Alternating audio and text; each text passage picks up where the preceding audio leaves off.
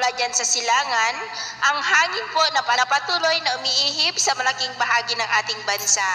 Samantala, patuloy rin po natin na binabantayan ang LPA na nasa labas ng ating area of responsibility,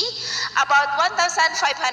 km east away ng Caraga. Mababa pa naman po ang tsansa nito na maging bagyo for the next 2 to 3 days, pero may namamataan po dito sa wind map na lalakas na sirkulasyon at posibleng maging malakas na bagyo, at babantayan lamang po natin ang development nito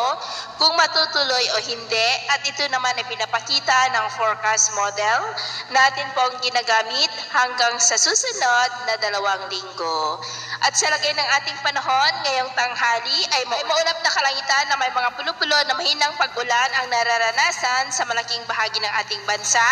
at posibleng may kalakasan na mapag-ulan sa ilang bahagi ng Palawan, Antique, Cebu, Bohol, ilang bahagi ng Leyte, Zamboanga Peninsula,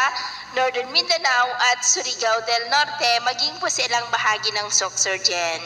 At sa susunod po na mga oras ay posible pa rin ang maulap na kalangitan na may mga pulo-pulo na mga pag-uulan sa ilang bahagi ng ating bansa, lalo na po sa malaking bahagi ng Mindanao, Western Visayas at ilang bahagi po ng Southern Luzon. Kaya kung lalabas tayo sa ating mga tahanan,